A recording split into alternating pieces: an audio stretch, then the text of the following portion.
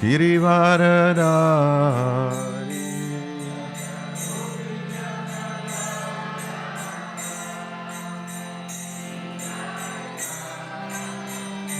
Jaya Gopijana Vallabha Girivaradari.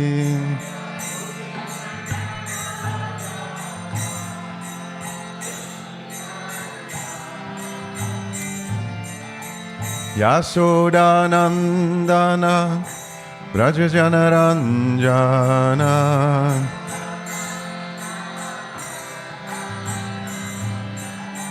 Yasodanandana Brajajanaranjana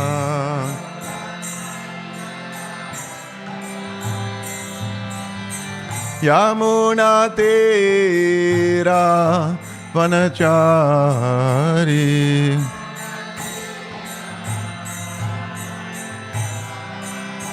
Yamuna Tera Vanachari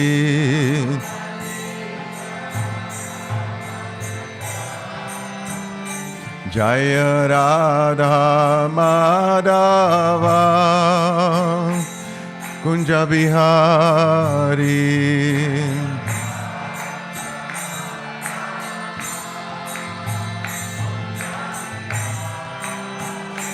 Jaya Radha Madhava Kunja Bihari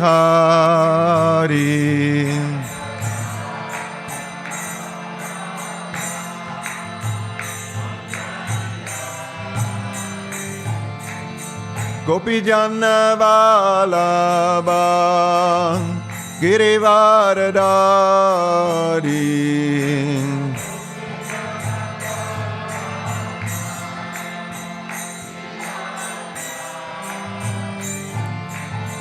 Gopijana Vallabha Girivaradari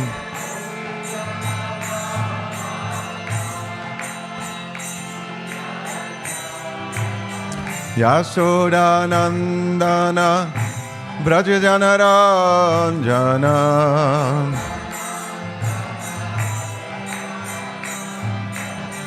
Yasodanandana Brajajanaranjana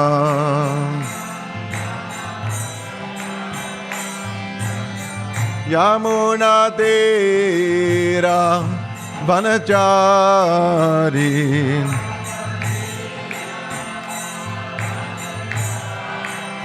Yamuna Tera Vanachari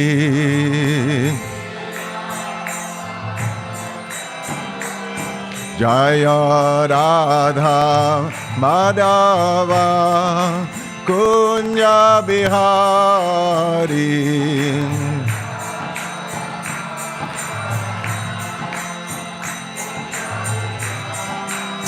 Jaya Radha Madhava Kunja Bihari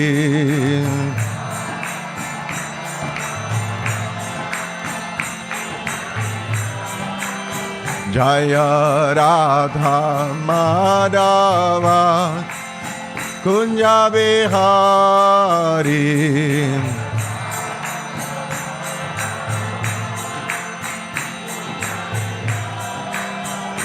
Jaya Prabhupada Prabhupada Prabhupada Srila Prabhupada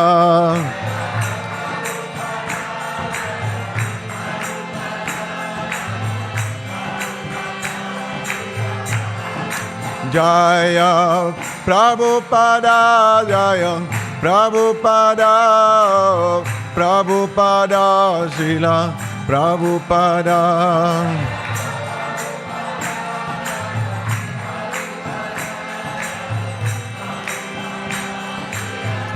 Nitai Gaura Hariba Hariba Hariba Gaura Hariba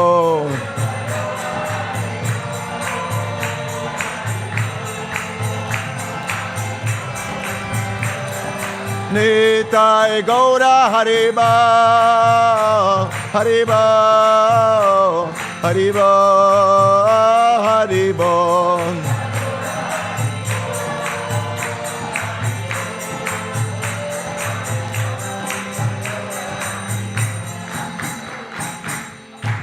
Gaur Premanandi, Srila Prabhupada ki jai, Sri Radha Gopinath, Lalita Vishaka Devi ki, Sri Jagannath Baladev Subhadra Maharani ki, Sri Gaurnitai ki, Gaur Bhaktavrinda ki, Gaur Premanandi. Umakyana Timirandasya Ginanjana Salakaya Chakshur Militam Yena, Tasmai Sri Gurave Namaha, Sri Chaitanya Manovishtam, Stapitam Yena Bhutale, Swayam Rupa Dadamayam Dadati Swapadantikam, Vandeham Sri Guru Sri Yuta Parakamalam, Sri Gurum Vaishnavamscha, Sri Rupam Sagrajatam Saganaraganatam Vitam Tam Sajivam, Satvetam Savadutam Parijana Saitam Krishna Chaitanya Devam, Sri Radha Krishna Padam Sagana Lalita Sri Vishakam Vitamscha. He Krishna Karuna Sindhu Dinabandhu Jagatpate Gopesha Gopika Kanta Radha Kanta Namostute Tapta Kanchana Gaurangi Radhe Vrindavaneshwari Vrishabhanu Sute Devi Pranamami Hari Priye Panchakalpatarupyascha Kripa Sindhupyaevacha Patitanam Pavanebhyo Vaishnavebhyo Namo Namaha Sri Krishna Chaitanya Prabhu Nityananda Sri Advaita Gadadhar Sivasadi Gaura Bhakta Vrinda Hare Krishna Krishna Krishna Hare Hare Hare Rama Rama Rama Hare Hare Mukam karoti vachalam pangum langaite grim yat kripatamaham vande sigurum dinatarinam Nityanandamaham nomi savananda karam param harinama pradam devam avadutam siromanim.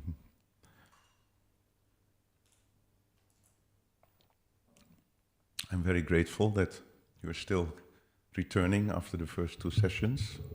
So I hope it was already beneficial. Bhaktisiddhanta Saraswati Thakur, at the very end of his life, he had some remarks on the majority of his disciples, where he was mentioning that there are too many kanishtas, too many neophytes are my disciples. Bhakti-Vikas Maharaj was explaining that when institutions gather assets, then the followers of those institutions tend to become attached to the assets instead of the essence, which I found very nicely stated. The essence is what we're discussing. And that's why Srila Bhaktisiddhanta Saraswati Thakur, he said, I would prefer to sell the marble of my temples in order to print books. This was also a personal instruction from Bhaktisiddhanta to Srila Prabhupada. If you ever got money, then you print books. Now, Srila Prabhupada usually was very encouraging towards his disciples, and he was always defending them and glorifying them and appreciating them. But he had two remarks, 2 points of criticism towards his disciples. One was that you Americans tend to be very restless, always wanting to change things. So he was a bit worried that within our movement we make too many changes, deviating gradually from the Siddhanta. And the second remark that Srila Prabhupada made about his disciples, he said, my disciples do not read my books. My disciples do not read my books. And we heard in the first session, Srila Prabhupada speaking, if you do not read my books, then what can I do? You want to go to Japan, and then from Japan you want to go to India, and from India you want to go to Japan, he said.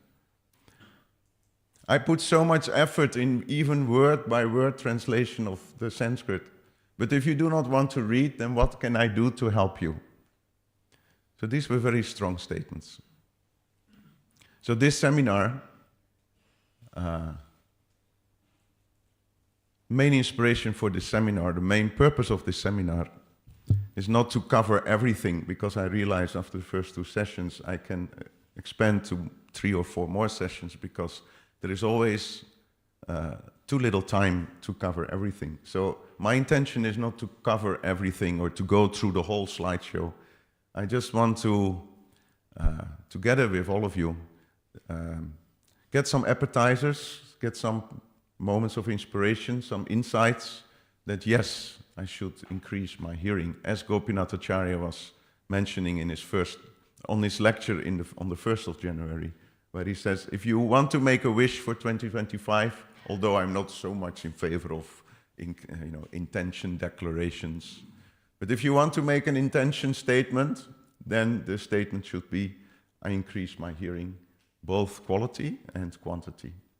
So that is the inspiration also for this 3 sessions during seminar. So we covered already the why on the first session. The whole first session was about the why. We came up with 13 reasons why we should hear. And then later on, we realized that there were 2 more, and probably there are 20 more when you continue to focus on it. What were the 2 that we added yesterday? Yeah, the most important one we forgot during the first session is we hear to please Krishna. Not to gain knowledge or not to get purified, not, of course, also. But the first and foremost reason why we hear is that because it gives pleasure to Krishna. Sitting here, listening to Harikatha is pleasing to Krishna, and because it's pleasing to Krishna, it's also pleasing for the souls, for us. And the 14th reason that we came up with, Srila Prabhupada mentioned that in the very end of the lecture that we were listening together, was that by hearing sufficiently, you will be promoted to the Madhyam Adhikari platform. Remember that one? Otherwise, and again, it's linked to what Bhaktisiddhanta Thakur said, is I have too many neophytes. So if you want to go from the Kanishta platform to the Madhyam Adhikari platform, you have to feed your consciousness with hearing, hearing, and hearing. So then yesterday we covered 2 aspects of this seminar, which was the when to hear. And one very enthusiastic devotee said 24 hours a day, which is nice. And if that's not possible, then at least morning and evening. If that's not possible, daily. And if that's not possible, at least regularly. So that was the section on when to hear. And then how to hear. We discussed that you can hear by sitting in a class live, listening to a live lecture. You can also listen classes online. You can also do individual study, or you can also do study in group. So these were the 4 basic formats of how to hear, how to absorb yourself in scripture. And then we discussed attitude, different aspects of the attitude, where we emphasized attentive hearing, where Krishna is addressing Arjuna with the name Dhananjaya, O conqueror of wealth, did you hear all the verses of the Bhagavad Gita with rapt attention? Tvaya eka agrena cetasa. Did you hear with one-pointed attention? O conqueror of wealth. In other words, attentive hearing is conquering all the wealth. The real wealth will be in your life by hearing. We also heard about submissive hearing, to hear in submission, and to be hungry. Before hearing, you have to be hungry to hear, because otherwise, as Ayurveda is stating, if you're not hungry, you should not eat, otherwise you cannot digest. So to feed this hunger, this appetite before hearing is also very beneficial. So eagerness is also there. And then today, we are discussing what to hear. And yesterday we were listening to a lecture of Srila Prabhupada, or a portion of his lecture, wherein he was emphasizing that we should not hear material sounds.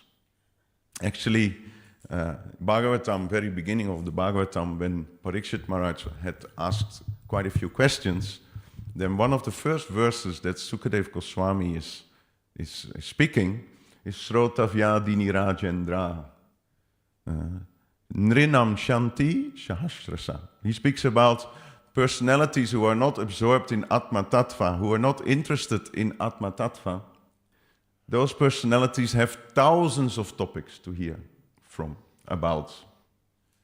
So many topics are there for persons who are not interested in Atma Tattva, and the term is used Grihesha Griya Medinam. Those Griya Medis who are absorbed in sense gratification, those will find thousands of topics to hear about. But the devotees, they only want to hear about one topic. And that is the Harikatamritam, the nectar of Harikata. So when we talk about hearing, about Shabda, then automatically, you don't have to read all this because it's a little bit small. I remember when I came in contact with Eastern philosophy, it was via Madame Blavatsky. Madame Blavatsky was a Russian mystic, a Russian-American mystic who studied Eastern philosophy, and she recommended in some of her books, which I read, that you have to study Veda. So at that time, when I came in contact with Krishna consciousness, or just before that, we didn't have this habit or opportunity to just go to Google and say, okay, what are the Vedas? So I went to the library and I was searching here and there, and sometimes you found one Upanishad, or you found like some mention of a summary of the Rig Veda or whatever, and I tried to read those, and I couldn't understand anything. It was very difficult. Srila Vyasadeva, at the beginning of Kali Yuga, we know how puzzled Vyasadeva was. And he had this mystic vision of the future, how Kali Yuga would evolve. And he was extremely worried, which is the nature of pure devotees or pure souls, is that they are para-dukkha dukhi. When they see the suffering of others, they become completely worried and in anxiety. So Veda Vyas, he was really meditating on how to help us in Kali Yuga. So he divided the one Veda into 4 Vedas, and these 4 Vedas, the Rig, Sama, Yajur, and Atharva, he divided into 4 portions, which are the Brahmanas, the Aranyaksas, the Samhitas, and the Upanishads. And it's explained that the Brahmanas section of the Vedas, they describe the rituals. What kind of rituals should you do in order to attain higher planetary systems or something? And then the Aranyakas, these are explanations of these Brahmana sections of the Veda, to understand the rituals, the deeper meaning of the rituals. And then the Samhitas are all kinds of mantras that are full of benedictions. If you do this, then you will get that. If you do this, then you will get that. It's tempters, temptation. Like if you, for example, worship the moon planet or the moon god, then you will go there and you live for 10,000 years. There are all kinds of benedictions you get. And then the Upanishads are more for the jnanis, to get some philosophical understanding of what was written in those ritualistic mantras. So it is very complex, very complicated to read all the 4 Vedas. I think that in total there are 25,000 verses. These are the four main Vedas. And then you have the situation where Vyasadeva still felt that I did a lot. I wrote 25,000 verses. I tried to even assign each and every Veda to one Acharya so that they can spread it amongst the population. But still he felt very dissatisfied or very incomplete. Because he was thinking, it's so vast, it's so technical, it's so difficult. that maybe I should do something for the people in Kali Yuga, so he wrote Itihasas. Itihasas are epic histories, historical events, and we have two Itihasas. We have the Mahabharata and we have the Ramayana. So these are for the lower class of people in society, and as we know, Kalo Sudra Sambhavat, in Kali Yuga everyone is a Sudra, so it's a perfect scripture, Mahabharata and Ramayana. Ramayana consists of 24,000 slokas, which is 6,000 more than the Bhagavad Purana. And the Mahabharata, it's a little bit more. The complete Mahabharata consists of 200,000 verses, which is pretty impressive. So after doing that, he also composed the Puranas, which are shorter historical events in history. And he made 18 major Puranas and 18 supplementary Puranas. And these 18 Puranas he divided into 6, 6, and 6. 6 Puranas are meant for those in the mode of ignorance, 6 are for those in the mode of passion, and 6 are for those who are in the mode of goodness. And there are a lot of contradictions. If you read those 18 Puranas, you will be completely confused at the end.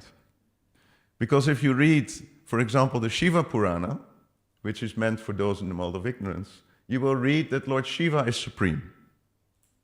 Then if you read the Brahma Purana, which is for the persons in the mode of passion, you will suddenly hear that Lord Brahma is supreme in this universe. And then when you go to the more goodness section of the Puranas, the 6 Puranas in the mode of goodness, for example, the Vishnu Purana is one of them, then suddenly you hear that Lord Vishnu is supreme. So many contradictions are there. So people who don't know the context, who don't have the full perspective of the Vedas, we discussed this yesterday, they are completely lost, and they will fight amongst each other. No, Shiva is supreme. No, Brahma is supreme. No, I'm a follower of Vishnu. Vishnu is supreme. So Veda Vyas, he understood that I gave a vast amount of literatures, but it creates, some confusion, so that it's not complete yet. So then he was thinking, let me summarize everything. And then he composed the Vedanta Sutra. But the Vedanta Sutra is not a book that you read from cover to cover. These are like coded Sanskrit verses, and within those Sanskrit verses there's a lot of meaning, but unless you get an explanation of the meaning, you will also be lost. So after this tremendous work of Srila Vyasadeva, he was confused, and by the mercy of the mercy of Narada Muni, who appeared on the scene, he got enlightened. So when we speak about what to hear, I like to share with you a verse which explains us what not to hear. So please, if you could repeat after me. Nayat vachas chitra padam hareyaso Jagat pavitram prakranita karichit Tatvaya samtirtam ushanti manasa Nayatra hamsa niramachu siksaya. This is a verse of Narada Muni who appeared on the scene. It's one of the first verses that he speaks to Srila Vyasadeva. And he says that Nayat vachas chitra padam hareya. So words, vacha means words, that nayat, that do not describe the glories, yasa means the fame or the glories of Hare, of the Supreme Personality of Godhead, that have the potency, jagat pavritam prakranita karachit. These words, glorifying the Supreme Lord, have the potency to do jagat pavitram. Jagat means the whole universe, and pavitram means purifying. Om apavitra pavitrova savavashtam gato piva. So like that. Words that describe the Supreme Personality of Godhead, Jai Sri Sri Radha Gopinath Ki Jai, they have the power to purify the entire universe. Therefore, nayat vachas, words that do not describe the glories of the Lord, Just try to understand the context with what I mentioned as an introduction about all the Vedas, the Upanishads, the Puranas, the Vedanta Sutra. Words that do not directly glorify the Supreme Personality of Godhead, that has the power to purify the entire universe, tat vayasam tirtam. And this is an uppercut from the Guru to his disciple, from Narada Muni to Vyasadeva. Tat means that, those words that do not describe. Vayasam tirtam. Tirta means place of pilgrimage. It's a place of pilgrimage for the Vayasam, for the crows. Hare Krishna. That's quite a heavy statement. Who says that? Ushanti Manasa, all the great devotees from the past who are great thinkers. They have that opinion. And what do? Na yatra hamsa. They will not go there. Niramach usiksaya. They do not take any pleasure at the pilgrimage of crows. And what is the pilgrimage of crows? Any literature that is not directly glorifying the Supreme Personality of Godhead.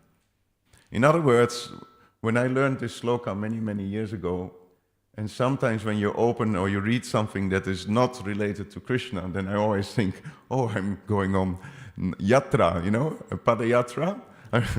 I'm walking towards the place of pilgrimage for cross.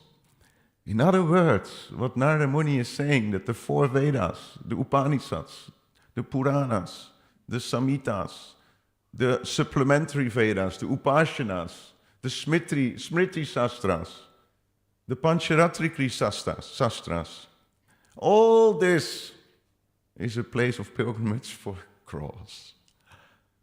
It's not my words.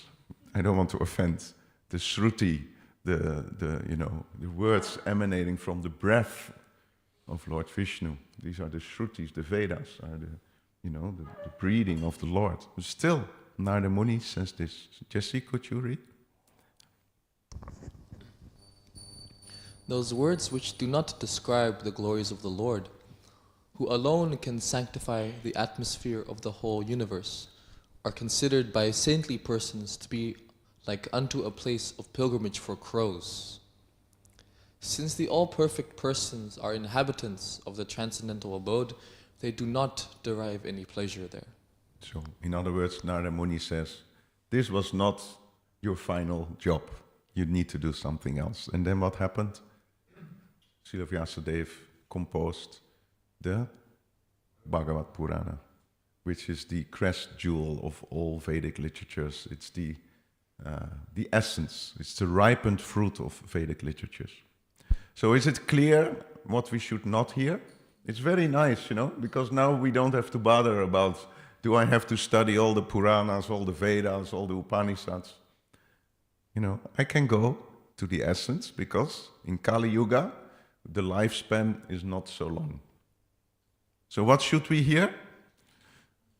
First of all, we have to hear from Bhagavad Gita. And last time when we gave the seminar or the session on the 11 my 11 favorite instructions in the Bhagavad Gita, then we hesitantly said, yes, Bhagavad Gita is the ABC. Because you can stretch the ABC for your whole lifetime and still it's full of jewels. It's even mentioned by Sanjay at the very end of the Bhagavad Gita that when I remember this conversation between these great two souls, Krishna and Arjuna, this conversation is so wonderful that my hairs are standing on end in ecstasy.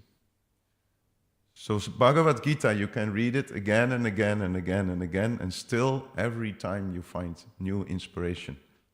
It's dealing with the 5 tattvas. It's dealing with the Lord, with the living entity, with prakriti, material nature, with karma, with time. And by studying it again and again, we are actually taking bath in the river of the Bhagavad Gita, purifying us from lifetimes of contamination. And then, when we have studied Bhagavad Gita, then we can go to the Srimad Bhagavatam. Srimad Bhagavatam, we can say this is the opus magnum of Srila Prabhupada's work. He spent so much time on translating and commenting upon the Srimad Bhagavatam, even up to his last breath, he was doing this. And why is it so important to study Srimad Bhagavatam? Because the beginning of Srimad Bhagavatam says, Srimad Bhagavatam Mahamuni Krite Kim Va Parai Ishvaraha. This Srimad Bhagavatam was compiled by Srila Vyasadeva in his maturity. And therefore, Kim Va. Kim Va, what is it, Kim? Huh? Yeah, Kim means what, but what was the verse? Srimad Bhagavatam Mahamuni Krite Kim Va Parai Ishvaraha. Kim Va Parai. Parai means other literatures. What is the use of any other literature when we have Srimad Bhagavatam, which is the natural commentary on the Vedanta Sutra, which is the essence of all the Vedic scriptures? So studying Srimad Bhagavatam, there's a beautiful verse in the 12th canto of the Bhagavatam, which says, Sarva Vedanta Saram Hi Sri Bhagavatam Ishyate. That the essence of the Vedanta Sutra is the Srimad Bhagavatam. Tatra samrata triptasya nanyatrasya trati kvachit. If you have once tasted the nectar of the Srimad Bhagavatam, you will not long for any other scripture. Therefore, what's the use of any other scripture? And then, after studying Srimad Bhagavatam, we can go to the Chaitanya Charitamrita, which is how can you define Chaitanya Charitamrita?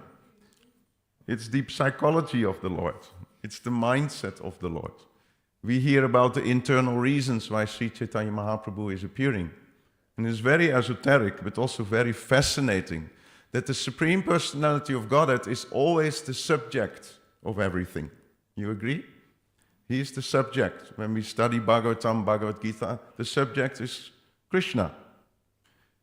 But the subject, when he observes the objects, all his energies, there is one particular energy that stands out, and that's the Ladini Shakti energy of the Lord, which is personified by Srimati Radharani.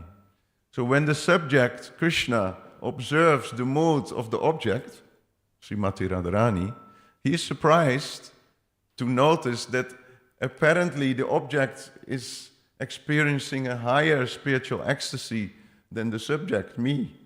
So therefore, let me come as Sri Chaitanya Mahaprabhu in order to experience what that happiness is as the object. So the subject becomes the object in order to understand the love that is experienced by the object. Very esoteric, right? That's the Chaitanya Charitamrita. And in order to develop ourselves to a level where we can appreciate this, we have the nectar of devotion, which is called the science of bhakti. It's a scientific process to evolve on the process of bhakti. It's very nice here, if you want to go from the Bhagavatam to the Chaitanya Charitamrita. What is the very last verse of the Bhagavatam? Nama Sankirtanam Yasya is the last verse of the Bhagavatam. I offer my respectful obeisance unto the Supreme Lord Hari, the congregational chanting of whose holy names destroys all sinful reactions, and the offering of obeisance unto whom relieves all material suffering. So it's almost like Vyasadeva is saying, okay, the chanting of the holy name of the Lord is the essence and the conclusion of the Srimad Bhagavatam. So please read now the Chaitanya Charitamrita because it's all about Harinam Sankirtan. So it's a very wonderful connection between Bhagavatam and the Chaitanya Charitamrita.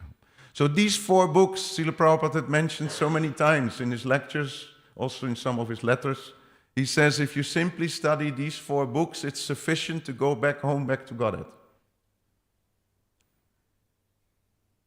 Just studying Bhagavad Gita, Bhagavatam, Chaitanya Charitamrita, Nectar of Devotion. All the information is there. I put everything in my books, Srila Prabhupada said. So if you don't have time enough to study more than Srila Prabhupada's books, you don't have to worry. It's enough, according to Srila Prabhupada himself. But of course, our tradition is very rich, and Srila Prabhupada, he also took the essence of many, many personalities like we see here, like the 6 Goswamis, Jayadev Goswami, Prabodhananda Saraswati, Vrindavan Das Thakur, Kavi Karnapur, Vishwanath Chakravarti Thakur, Baladevi Vijayabhushan, Bhaktivinoda Thakur. Of course, Bhaktisiddhanta should also be here, but he mainly wrote commentaries on existing scriptures. And then ISKCON writers, Hare Krishna, if you go to the BLS, you almost drown in the books. Hundreds of books are written by the followers of Srila Prabhupada. It's amazing. And especially the works by the six Goswamis. So let's listen to Srila Prabhupada, what he says. All kinds of Vedic literature, how things should be presented to the people of this age so that they can take up the matter very seriously and easily and they can respond. That was their vision. Not that they let folk become easygoing and take prasadam and go on sleeping. Oh. No. They have no time to sleep. They're always thinking. Rukanam Hitakari. How people should be benefited. As much as the Lord is very much anxious for our benefit, similarly, the devotees of the Lord, they are equally anxious for the benefit of the public. So here Srila Prabhupada says that the six Goswamis of Vrindavan were always contemplating how to benefit the people in general. Lokanam hitakarino tribhuvane. How can we benefit all living entities in the three worlds? And that is the same mood as Vyasadeva, because Srila Vyasadeva was all the time thinking, how can I help the conditioned souls? How can I help the conditioned souls? Six Goswamis did the same. How can we translate what we heard from Lord Chaitanya into a format that is applicable to everyone and digestible for everyone? And then Srila Prabhupada came and he took, from all those literatures, he took the essence and he put it in his commentaries of the purports of the Bhagavatam and the Chaitanya Charitamrita. So quickly go over a few very important personalities. This is Sanatana Goswami. What books did Sanatana Goswami write? Do you have any titles that you can remember? Brihad Bhagavatamrita, Hari Bhakti Vilas. Yes, that's part of the Hari Bhakti Vilas. These are the main works of Sanatana Goswami. Hari Bhakti Vilas is... actually, Hari Bhakti Vilas was mainly written by Gopal Bhatta Goswami, but Sanatana Goswami, he added and he edited and he distracted a few things and he put it into the version that we know now as the Hari Bhakti Vilas. It's full of rituals, codes of conduct for the Gaudiya Vaishnavas. Brihad Bhagavatamrita has two portions. It's called the Purva Kanda and the Uttara Kanda. The Purva Kanda is about Narada Muni, who is looking for the devotee who received the most mercy. And he's going from one devotee to the other, and when he reaches that devotee says, no, I definitely am not that person you're looking for. That devotee received the mercy, and that devotee received the mercy. And ultimately, Narada Muni ended up at Uddhava, and Uddhava sent him to the Brajbasis, and then he understood that the Brajbasis are actually the receivers of the most mercy. And then the Uttarakanda of the Brihad Bhagavatamrita is the story of Gopakumar, where Gopakumar was, traveling all over the universes and to the spiritual world, the Vaikuntha planets, and ultimately he ended up in Goloka Vrindavan, where he reunited with his sweet Lord Krishna himself. And the Dasama Tipani is a commentary on the 10th canto of the Bhagavatam. Then, of course, our dear Rupa Goswami, we are all Rupa Nugas. He wrote, for example, Stavamala. Stavamala means like a garland of prayers. And in that book, you have the Upadeshamrita, Nectar of Instruction, Gitavali, and some other books. Bhakti Rasamrita Sindhu, we know Srila Prabhupada, he gave us the summary version or the abridged version in the form of the Nectar of Devotion. Laghu Bhagavatamrita is a commentary on the Brihad Bhagavatamrita from his elder brother Sanatana Goswami. Padyavali is like a collection of very important prayers, verses, hymns. And for example, in the Padyavali you have all the six Shastaka prayers from Lord Chaitanya Mahaprabhu, but they are not in the same sequence. They are, in different areas. And it's Krishnadas Kaviraj Goswami who actually put them in sequence as we know them now. But in the Pajavali you find the six Shastaka prayers. Also in the Pajavali you find this, the verse that Prabhupada based the International Society for Krishna Consciousness on. Krishna Bhaktir Rasa Bhavita Mati. If you want to really experience the rasa of devotional service, then you have to be eager, and you cannot get it after thousands and thousands of lifetimes of pious activities. So Srila Prabhupada used Krishna consciousness and from this verse, Krishna Bhakti Rasa Bhavita Mati. And then you have the two dramas, and the Lalita Madhava is Krishna's pastimes in Dwaraka, and the Vidagdha Madhava is Krishna's pastimes in Vrindavan. And the Ujjvala Nilamani is an extension of the Bhakti Rasamrita Sindhu, mainly focusing on Madhurya Ras. Because in the Bhakti Rasamrita Sindhu you don't find that many details about Madhurya Rasa. So there's a special book, Ujjvala Nilamani, specifically focusing on the Madhurya Ras. Raghunath Das Goswami, any works from him that you know? Manashiksha, yes. It's actually part of the Stavavali. Any other books that you know? Huh? Kampa Kushmanjali, yes, that's also one. I didn't write it here, but that's also one. It's also a work of Raghunath Das Goswami.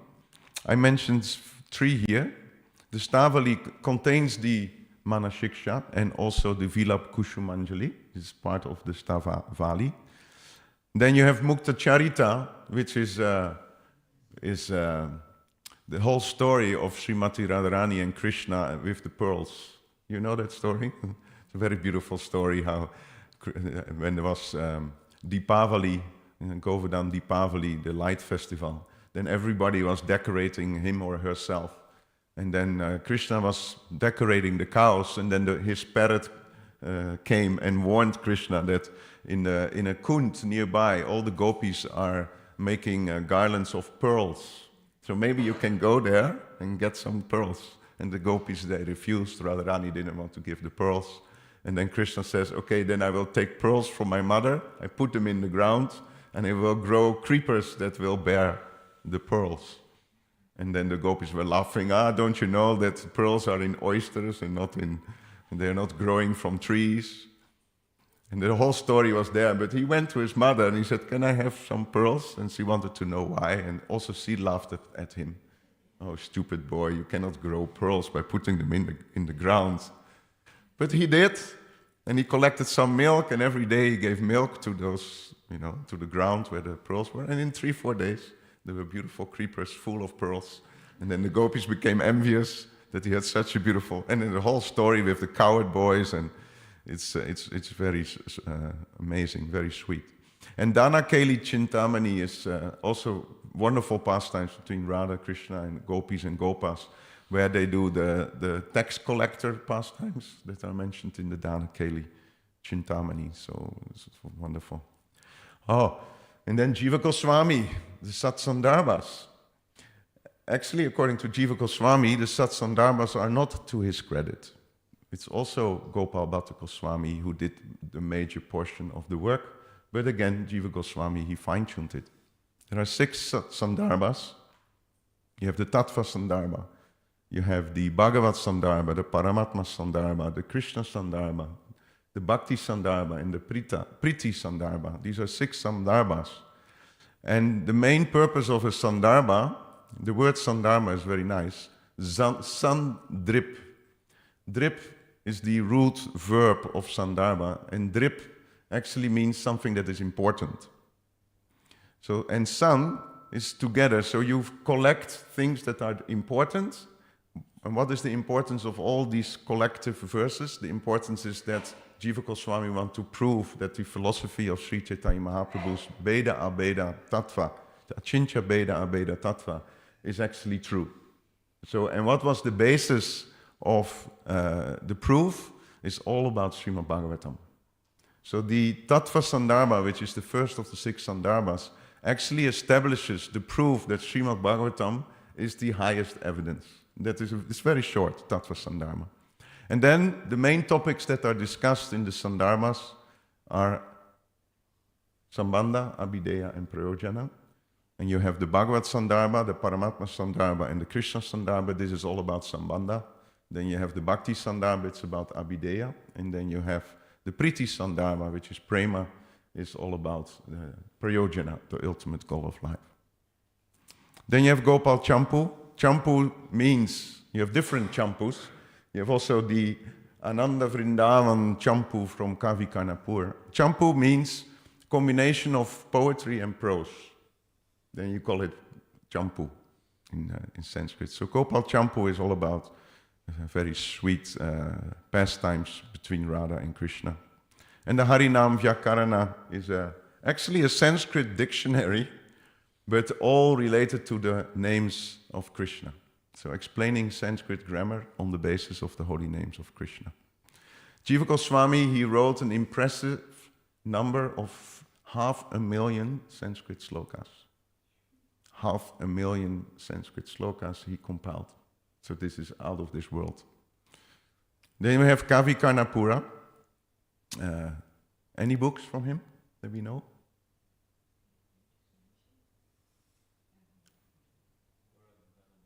Gaura Ganadesha Deepika, revealing the identity of the followers of Lord Chaitanya. Yes. And Ananda Vrindavan Champu. Yes, it's also there. That's the Chaitanya Chandradoya Natakam. That's also there. And one book that I'm reading now is called the Krishna Nika Kamudi. And this is so nice. It's actually a very advanced book, which is way beyond my level. But it's Smarana Bhajan. It's to the bhajan of reflecting, meditating. And in that book you find the Astakaliya Leelas, meaning that the day is divided in 8 time frames and you meditate on what Krishna is doing in the early morning. For example, it starts at 2:30 in the morning and the parrots, they come to wake up Radha and Krishna to warn them that if you don't go home now, then your parents will be worried when they wake up and they don't see you in bed. So get rid of the embrace between the two of you and now go home. So this is the job of the parrots. And so every day, every part of the day, there is different pastimes you can meditate on. And actually part of our deity worship schedule is based on the schedule of the Astakaliya Leelas. And Kavi Karnapur is a very amazing personality. When he was a baby, his father, who was his father?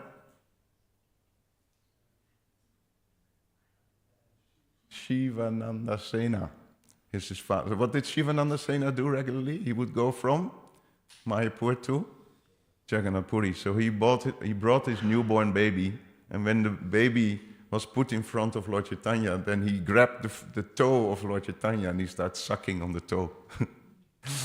And that's how he became a great poet. So. Vishwanath Chakravarti Thakur, of course, Madhurya Kadambini, is a cloud bank of sweetness, explaining actually more in detail the process from Shraddha to Prema, from Bhakti Rasamrita Sindhu.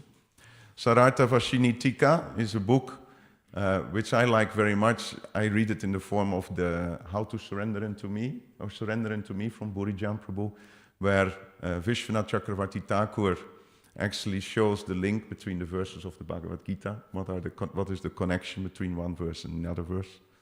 And then the Chamatka Chandrika are 4 detailed stories about Radha and Krishna, which are full of sweetness.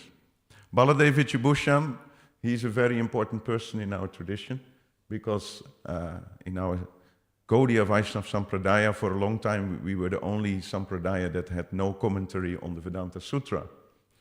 And why did the Gaudiya Vaishnavas not care for a commentary on the Vedanta Sutra? Because Srimad Bhagavatam was considered to be the natural commentary on the Vedanta Sutra. So why should we have a commentary when there is already a commentary by the author himself, Vyasadeva? But of course, due to social pressure from the other Sampradayas, Baladev Vichibhushan, he composed the Govinda Bhashya. And Gita Bhushana is also all about the Bhagavad Gita. Bhushana means the jewels of the Bhagavad Gita. So if you want to appreciate Bhagavad Gita more, you can study Baladev Vidyabhushan's book. Anyway, there is a lot of nectar in all the different areas. Bhaktivinoda Thakur, Jaiva Dharma. Kartik Chandra Prabhu is always quoting from the Jaiva Dharma. Jaiva Dharma literally means the intricate nature of the jiva. So everything about the source of the jiva, the nature of the jiva in relationship to God, in relationship to the material energy, it's all there in the Jaiva Dharma. For us, it's a very important work because the Dasa Mula Tattva, the 10 foundational principles of Gaudiya Vaishnavism, are mentioned in the Jaiva Dharma from Bhaktivinoda Thakur. I'm not going to go over all of them, but for example, Bhajan Rahasya is very interesting because there you find the 4 causes of misfortune that we discussed yesterday. We are all very fortunate, but if you want to lose that fortune, then what should you do? Commit aparadas, make mistakes in the philosophy, become extremely thirsty for temporary things, sense objects, and to be very weak in your heart. So that is there mentioned in the Bhajana Rahasya. And Bhaktyaloka is a very nice book explaining it's a commentary on the Nectar of Instruction. So a lot to read. I'm going to skip the rest because the reason for this session is to inspire everyone to absorb more in hearing. And this one I want to share with you also. If you want to read about Srila Prabhupada, there are 80 books written about Srila Prabhupada. 30 of them are out of print, according to Lakshmi Priya. I asked her yesterday. She said, but 50 are still available. So 80 books about A.C. Bhaktivedanta Swami Srila Prabhupada. That's just amazing. Okay, so that was the what. Now the last portion, and I will do it very briefly because I don't want to go over time. Remember, this is just an appetizer to be inspired to absorb yourself in hearing. So let's see what happens. First of all, I want to share with you my own stages of hearing and reading. And maybe you can just zoom in a little bit for yourself to see in what stage are you. I don't do it because I become quite embarrassed. I will show all of them. Oh, sorry. So the first level is no hearing and no reading. And what did we learn in the first session? If you don't hear, then you will act out of false ego. And Krishna says, you will be lost. Yes. Nasroshasi, vinangshasi. If you do not hear, then you're lost. Then some of us are maybe in the stage of incidental hearing or irregular hearing. It's called anishtita hearing. I'm not asking you to raise your hands. You can do it secretly in yourself. Then we come to the stage of regular hearing as a duty without much taste. This is what happened with me in Vrindavan in the chanting. 2 weeks, I mentioned this story yesterday. For 2 weeks, trying to chant 64 rounds, no taste, for 2 weeks. So you do regular hearing or regular chanting as a duty, but there is not much taste.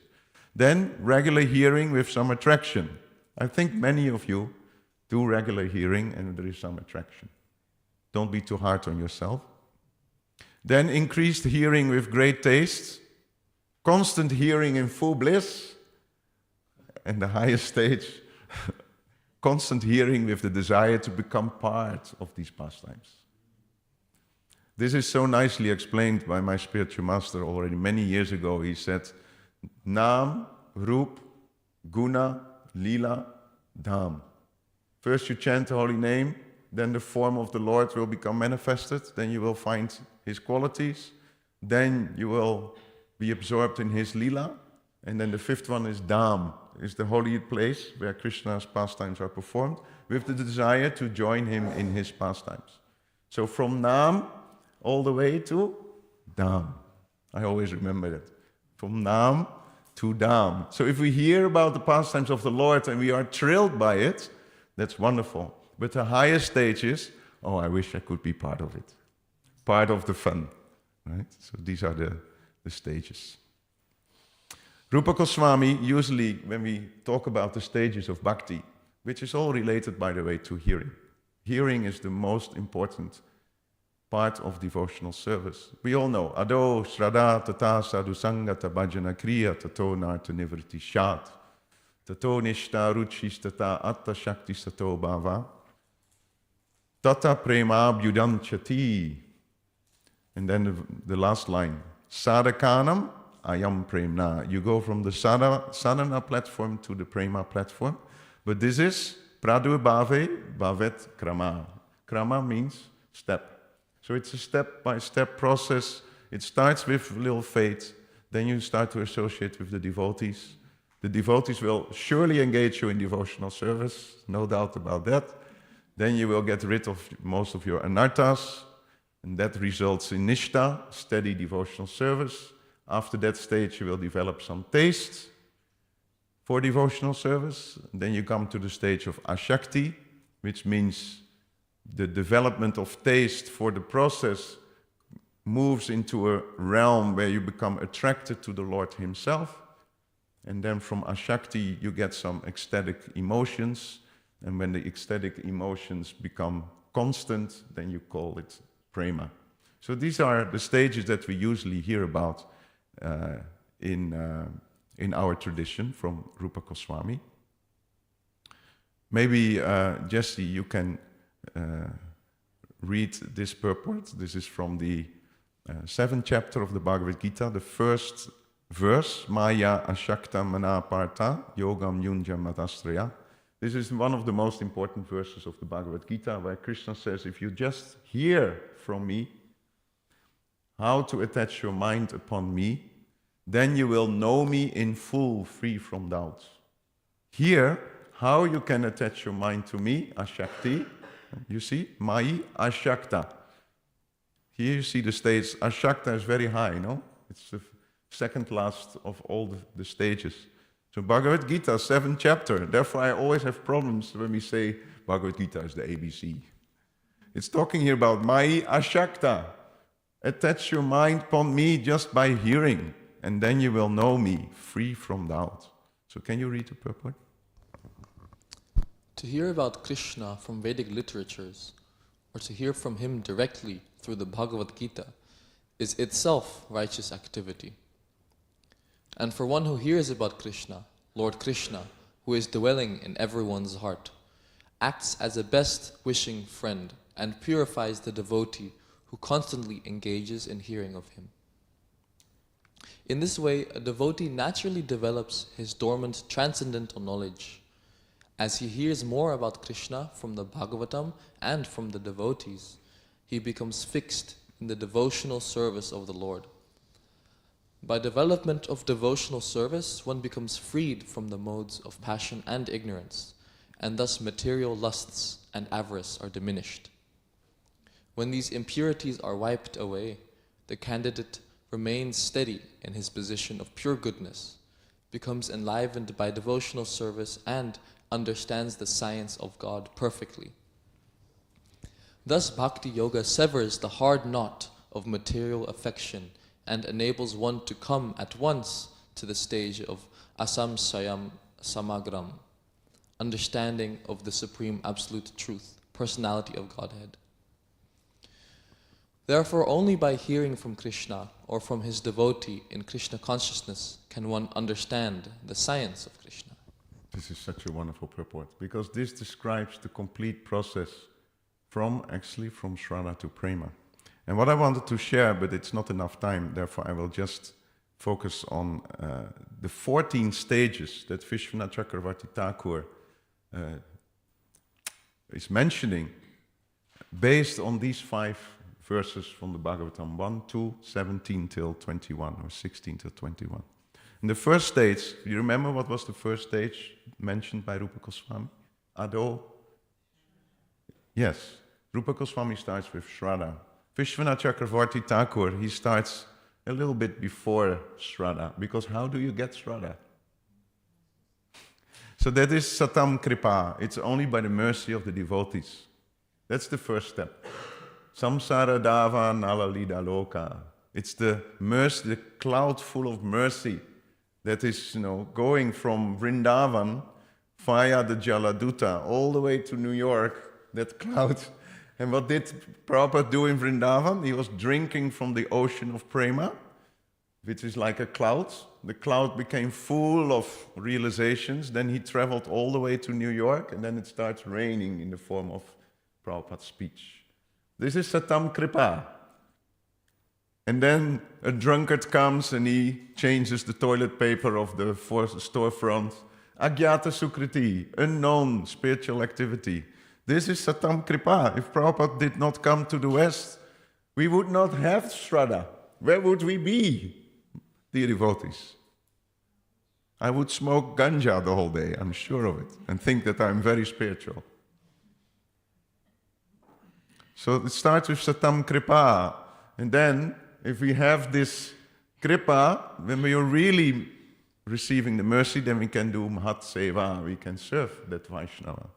And then we get some Shraddha. So Vishwanath Chakravarti Thakur starts a little bit before the Shraddha. And then he goes on, Guru Padasraya, surrendering to the spiritual master. Then you get a great desire to engage in devotional service. Bhajareshu Spriya means your desire to engage in devotional service grows. Then you start actually engaging in some kind of devotional service. It's still anishtita. Then anartha pagamam, all your anarthas will gradually be gone. Then you come to the platform of nishta. Then you develop taste. Then you become attracted to the Lord. And rati is different from ashakti because it's mixed with more intimacy, according to Vishwanath Chakravarti Thakur. Then you come to the level of prema. And now we have how many stages?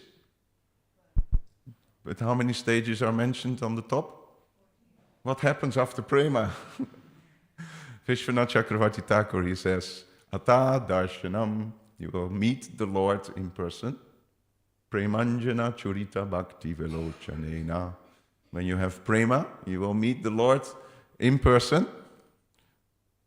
And then harir madhurya anubhava. You will taste extreme sweetness. So these are the 14 stages that are given by Vishwanath Chakravarti Thakur in this verse, Satam Kripa Mahat Seva, Srada Guru Padasraya. Nice, no? I wanted to go into it, but that must be for another session in the future, where all these stages are linked to the different verses. Like 4 stages are linked to 16, 1 stage is linked to 17, few stages are linked to 18, etc. But we're not going into that now because we just don't have that taste. But we can do it in another session because it's very nice how hearing brings you from Satam Kripa all the way to Hare Madhurya Anubhava. So this is from the book Unveiling the Lotus Feet of the Lord by Burijan Prabhu, which is a wonderful deep study of Srimad Bhagavatam. So we will skip all this. There's so much nectar to share. I'm so sorry that we will keep it for later. Yeah. So let's summarize. These were the reasons why we should hear. I added this time. No, I didn't add this time.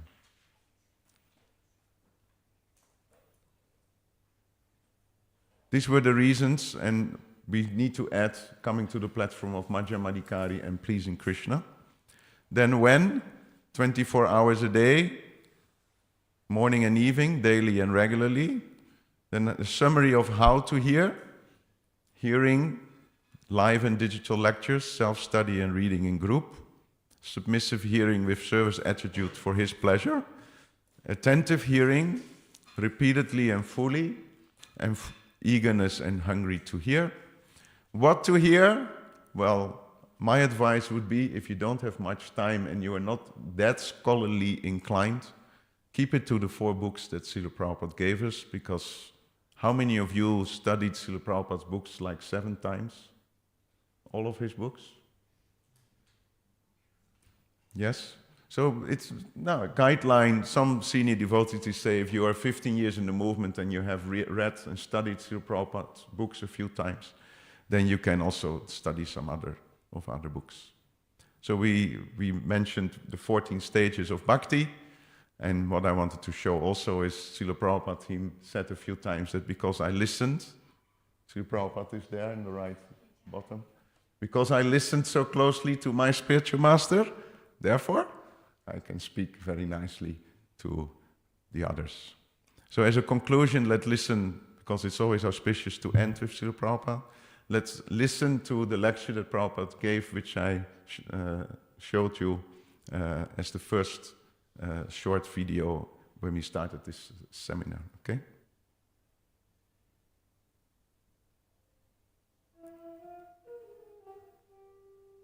You read? If you don't read, then you feel rest. Let me go from Japan to India, from India to Japan. You are restless because you don't read. I am given so hard for you, but you don't take advantage. Don't take advantage of eating and sleeping. Take advantage of the books. Then your life will be set. My duty I am giving so valuable things. Day and night, to come into what the world. And if you don't take advantage of this, then what can I do for you? Nice conclusion. Srila Prabhupada ki jai. Thank you very, very much for giving me the opportunity to glorify the process of hearing. I hope, I want to read more, but there is some time constraints in my life. I don't know why, but I want to hear more. I hope these 3 sessions will also inspire you to open Prabhupada's books, because and then we say it again, if you don't touch Srila Prabhupada's books, his books will not touch you. Hare Krishna. Srila Prabhupada ki jai.